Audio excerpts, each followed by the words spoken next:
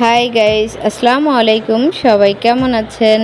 আজ আপনাদের মাঝে কলা পাতায় ইলিশ পাতুরি বানিয়ে দেখাবো। ইলিশ মাছ এমন একটা মাছ, আপনি যেভাবেই রান্না করুন না কেন খেতে ভীষণ মজা হয়।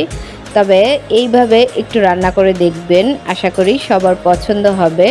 এই রেসিপিটা একবার বানিয়ে খেলে ছোট বড় সবারই ভালো লাগবে। তো দেখুন কতটা লোভনীয় হয়েছে।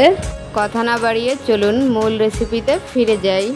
ইলিশ পাতুরি বানানোর জন্য বড় সাইজের একটা ইলিশ মাছ নিয়ে নিয়েছি। মাছগুলোকে যে যার পছন্দ অনুযায়ী কেটে নিতে পারেন। আমি এখানে মাথা ও লেজ বাদ দিয়ে মাছগুলোকে এরকম পিস করে কেটে নিয়েছি। এখন অ্যাড করে দিব সরিষা বাটা। 2 টেবিল চামচ সরিষার সঙ্গে 2টা কাঁচামরিচ এবং 1 চা চামচ লবণ দিয়ে ব্লেন্ড করে নিয়েছি। সম্পূর্ণটাই দিয়ে দিলাম। আর দিয়ে দিব সামান্য একটু রসুন পেস্ট, সামান্য একটু পেঁয়াজ পেস্ট, এগুলো অল্প করেই দিতে হবে। আর দিয়ে দিব 2 টেবিল চামচ টক দই। এখানে টক দইয়ের পরিমাণটা আপনারা একটু বাড়িয়েও দিতে পারেন। সামান্য একটু লবণ দিয়ে দিলাম, জাস্ট 1 চা চামচের মতো। 1/2 চা চামচ হলুদের গুঁড়া, 1/2 টেবিল চামচ লাল মরিচের গুঁড়া, আর দিয়ে দিব 1/2 টেবিল চামচেরও কম আস্ত কালো জিরা। সেই সাথে অ্যাড করব 3 টেবিল চামচ সরিষার তেল। ইলিশ পাতুরিটা সরিষার তেলে করলেই টেস্টটা বেশি ভালো আসে। মশলাটাকে ভালো করে মেখে নিয়ে এখন ইলিশ মাছের পিসগুলোতে ভালো করে লাগিয়ে নিতে হবে। যত সুন্দর করে মাছের গায়ে মশলাটা ভালো করে ম্যারিনেট করবেন, মাছের টেস্টটা ততই বেড়ে যাবে। দেখতেই পাচ্ছেন খুব ভালো করে মাছের গায়ে মশলাটাকে লাগিয়ে নিয়েছি। মাছের উপরেও মশলাটা দিয়ে দিলাম যাতে সব জায়গায় মশলাটা ভালো করে পৌঁছে যায়। মাছগুলোকে সাজিয়ে নিয়েছি। মাছগুলোকে কাছ থেকে দেখিয়ে দিব। দেখতেই পাচ্ছেন কত সুন্দর করে মশলাটা ম্যারিনেট করা হয়েছে। সব জায়গায় মশলাগুলো পারফেক্টভাবে পৌঁছে গেছে। এভাবে 10 মিনিট রেস্টে রেখে দিব। এই ফাঁকে চলে এলাম পাতাটা রেডি করতে। আমি কলার পাতা এরকম সাইজ করে কেটে নিয়েছি। এখন একটু সেঁকে নিব। শুকনো খোলায় জাস্ট এভাবে পাতাটাকে একটু সেঁকে নিতে হবে, তাহলে পাতাটা সহজেই ফোল্ড করতে পারবেন, ছিঁড়ে যাবে না। তো 2টা সাইডই ভালো করে এভাবে সেঁকে নিব। খুব সহজভাবে ইলিশ পাতুরি বানিয়ে দেখাবো, খেতে ভীষণ মজা হয়। তো পাতা সবগুলো সেঁকে নিয়েছি, দেখতে পাচ্ছেন। এখন চলে যাব মাছটা ফোল্ড করতে। কলা পাতার উপরে প্রথমে একটু মশলা দিয়ে নিলাম। মশলাটা দেওয়া হয়ে গেলে একটু ছড়িয়ে দিয়ে ইলিশ মাছের পিসটা দিয়ে দিব। ইলিশ মাছের পিচের উপরে আরেকটু মশলা দিতে হবে। এভাবেই সবগুলো পাতুরি রেডি করে নিতে হবে। এখন দিয়ে দিব একটু সরিষার তেল। সরিষার তেল দিলে টেস্টটা ভালো আসে। আর দিয়ে দিব একটা কাঁচামরিচ ফালি। কাঁচামরিচটা ফালি করে দিবেন, তাহলে মরিচের ফ্লেভারটা পৌঁছে যাবে।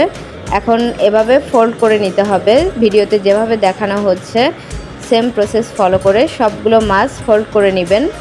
খুব সহজ কাজটা। এখন জাস্ট কাটিমের সুতা দিয়ে একটু বেঁধে নিলেই হয়ে যাবে। শক্ত করে বাঁধবেন না, তাহলে আবার পাতাটা ছিঁড়ে যেতে পারে। জাস্ট আলতো করে একটু বেঁধে নিলেই হয়ে যাবে। কাটিমের সুতাটা 2টা লেয়ার করে নেবেন, তাহলে শক্ত হবে। আমি 2টা প্যাচ দিয়ে বেঁধে নিয়েছি। এখন জাস্ট কেটে নিব। সেমভাবে সবগুলো ইলিশের পাতুরি রেডি করে নিব।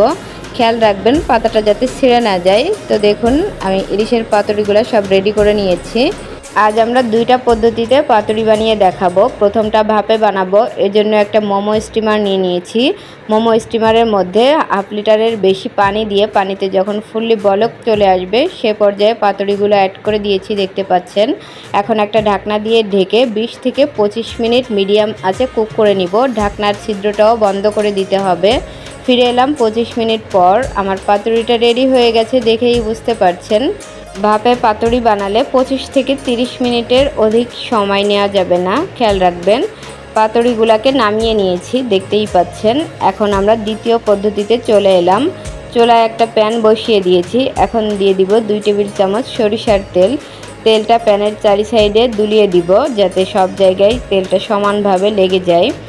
তেলটা যখন গরম হয়ে আসবে এ পর্যায়ে একে একে ইলিশের পাতুরিগুলো অ্যাড করে দিতে হবে। এখন একটা ঢাকনা দিয়ে ঢেকে 20 মিনিট পাতুরিগুলোকে মিডিয়াম আঁচে রান্না করে নিব। 10 মিনিট পর একবার উল্টে দিবেন মাঝে। তো ফিরে এলাম 20 মিনিট পর। মাঝে একবার উল্টে দিয়েছিলাম। পাতুরিগুলো পারফেক্টভাবে কুক হয়ে গেছে, দেখেই বুঝতে পারছেন। এখন আমি পাতুরিগুলোকে এভাবেই ঢেকে রেখে দিব যাতে গরম থাকে। এই ফাঁকে পরিবেশন করে দেখাচ্ছি। তো তো পরিবেশনের জন্য একটু রাইস নিয়ে নিলাম আর নিয়ে নিব পাতুরিগুলা জাস্ট দেখার সৌন্দর্যের জন্য ডেকোরেশন করে নিয়েছি। এখন একটা পাতুরি আপনাদের মাঝে খুলে দেখাবো কতটা লোভনীয় হয়েছে। দেখুন পারফেক্টভাবে মাছগুলা বয়েল হয়ে গেছে, খুব সুন্দর একটা অ্যারোমা ছড়াচ্ছে। আমি মাছগুলাকে প্লেটে সাজিয়ে নিব। মাছের টেক্সচার, কালার এবং ফ্লেভার জাস্ট অসাধারণ। আমি পাতুরিটা আপনাদের সামনেই খুলে দেখালাম যাতে কোনো কনফিউশন না থাকে।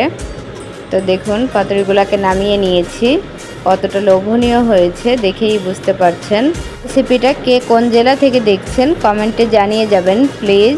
রেসিপিটা ভালো লাগলে আমাদের চ্যানেলটিকে সাবস্ক্রাইব করে রাখতে পারেন, তাহলে যখনই নতুন নতুন ভিডিও ছাড়ব সবার আগে আপনাদের কাছে নোটিফিকেশন পৌঁছে যাবে। ভিডিও দেখার জন্য অসংখ্য ধন্যবাদ।